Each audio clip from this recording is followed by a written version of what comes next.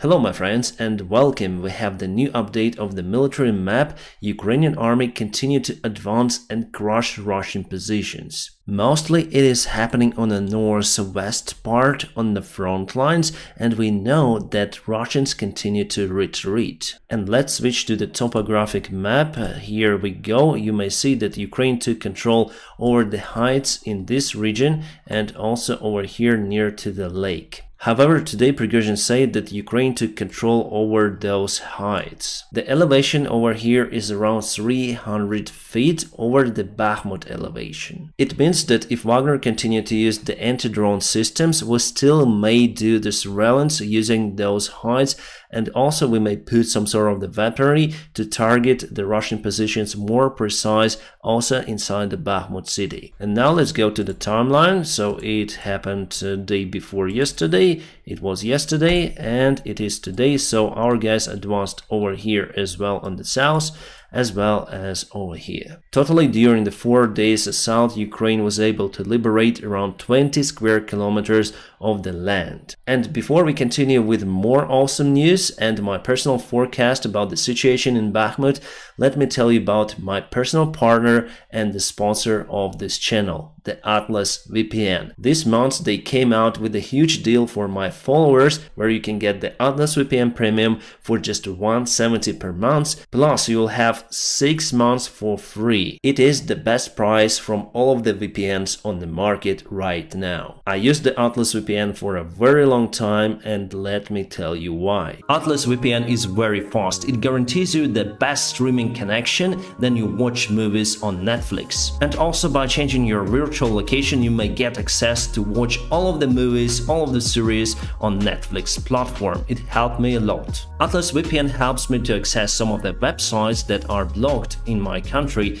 Patreon website is one of them. And now my friends, please check out the link in the video description just below where you can get the Atlas VPN Premium for just $170 per month, plus you'll get 6 months for free, so together it's 85% of discount. This price discount is the special one for my followers, so it's time limited. That is why hurry up to join the club. Alright, let's zoom into Klishivka, because there the main command center of the Russian forces was completely demolished by the Ukrainian artillery and other rockets. Russia lost 3 colonels there, the commanders of the 4th motorized brigade and the commander of the 2nd brigade. Also, one of the colonel was severely wounded. Totally, Russia lost around 20 military men out there. We don't have the videos, however, but the information is coming from the official resource, so for now I trust it. As you can see, Klishivka is a little hidden behind this hill over here. That is why I think that Ukraine may use this direction for continuation of the attack,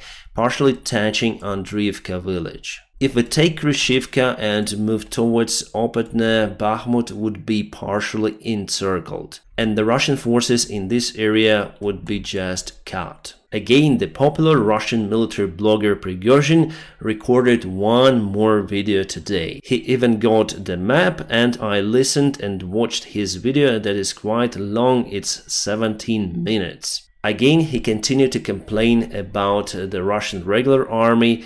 He also called in a way the Russian soldiers to not obey the orders from the Russian leaders. He said that he hopes that the Russian soldiers will see the enemy, and the enemy is the management of the Russian army. As you can see, the degree of this conflict between Wagner army and the Russian regular army is very high, and it's not fake. It's not played by Prygozhyn or Shoigu.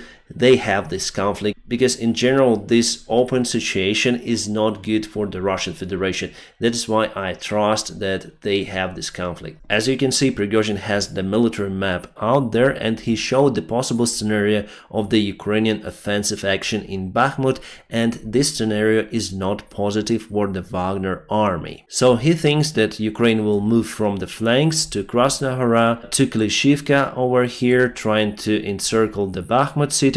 It will take a while since Wagner has some of the forces in that region.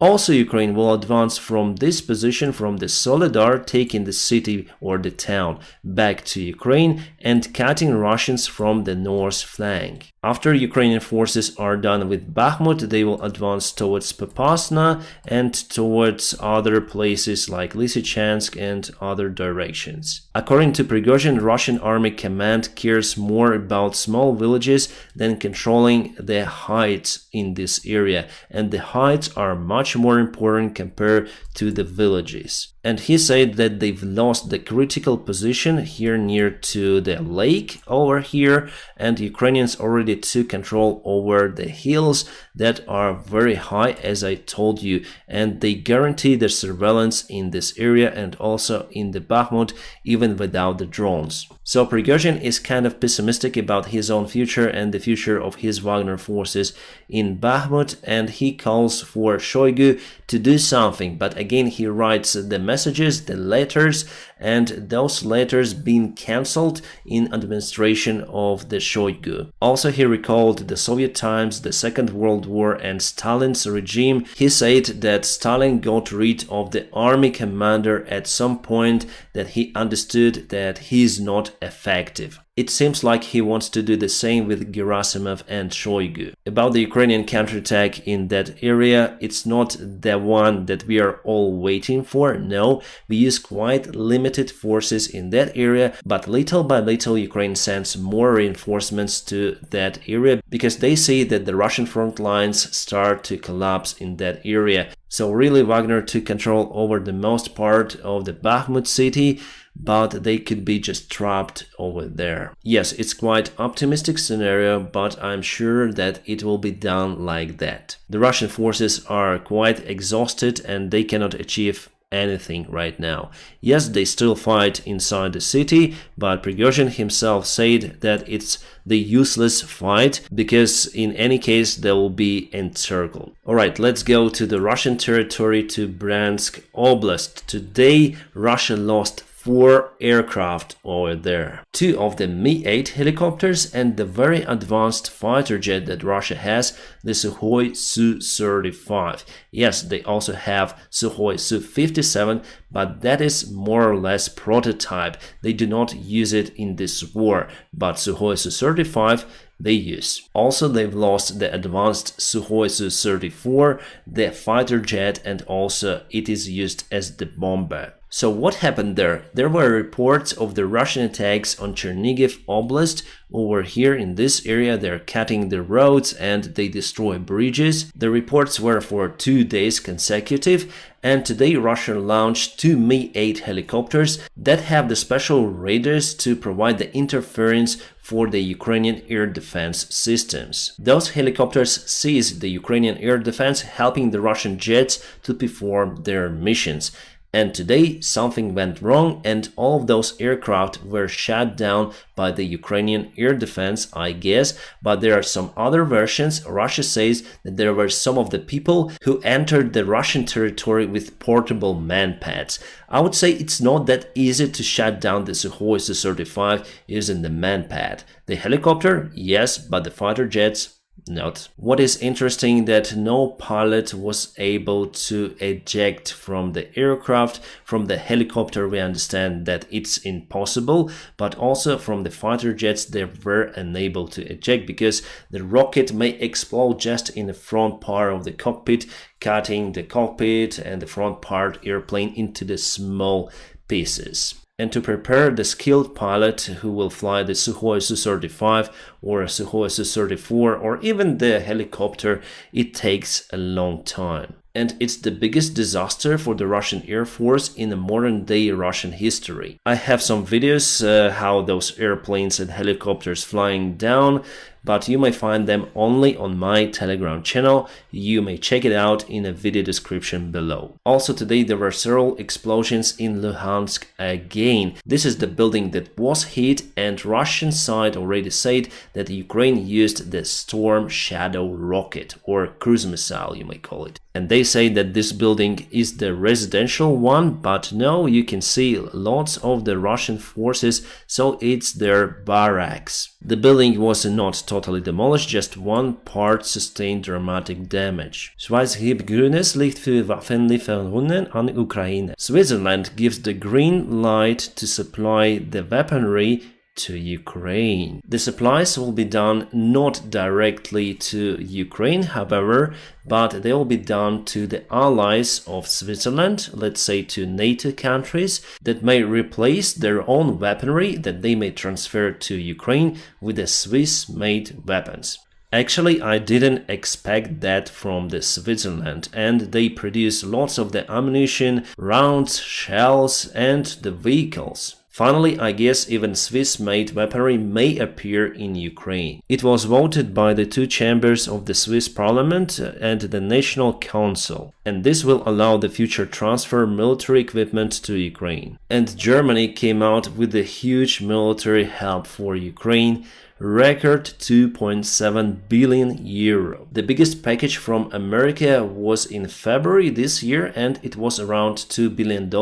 So here we see that Germany created even bigger package. We'll receive lots of the tanks, armored vehicles and wheel hotvisors, IRS systems and many more. Obviously, United States in general help more because they split their packages like $300 million and $800 million, so each month they give some packages to Ukraine. And here we have the single one, but it's huge. I think the support of Ukraine will continue in any case. Alright, there are some rumors that Lukashenko, the self-proclaimed leader of Belarus, doesn't feel very well. He was delivered to the hospital. After the parade on the Red Square, he returned back to Minsk. He visited the monument to the fallen soldiers, and after that no one saw him. At least he doesn't appear in the publics any longer. So maybe those are just the rumors that he is sick, but it could be Novichok. President Zelensky today visited Italy and he also went to Vatican. After his visit with the Pope, Zelensky got interesting comments.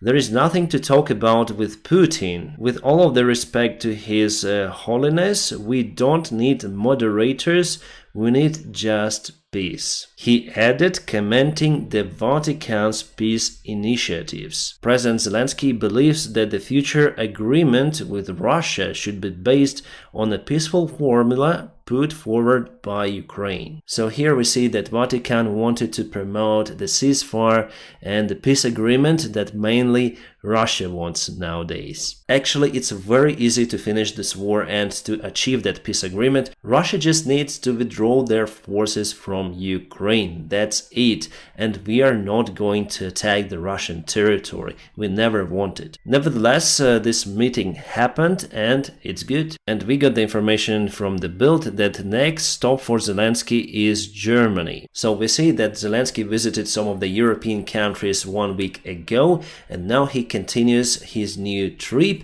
and I do not expect the Ukrainian counterattack to start without the main commander. And President Zelensky tweeted that he is already in Berlin. About the Kinzhal missile that was hit by the Patriot system, we got the information from our military command and from the American sources that Russia tried to use the Kinzhal hypersonic missile to demolish the Patriot system, but it appeared that the situation turned upside down for the Russians. And Kinzhal rocket was intercepted by the Patriot system. Bad news for Medvedev, almost all of the alcohol producing companies decided to stop sales in Russia. And there are many popular brands in Russia. Obviously, Russians outside Moscow or St. Petersburg, they drink vodka that they make themselves. But I believe that Medvedev really likes good alcohol. My friends, I'm gonna keep you updated on situation in Ukraine. And now don't forget to check my personal link in the video description below where you can get the Atlas VPN Premium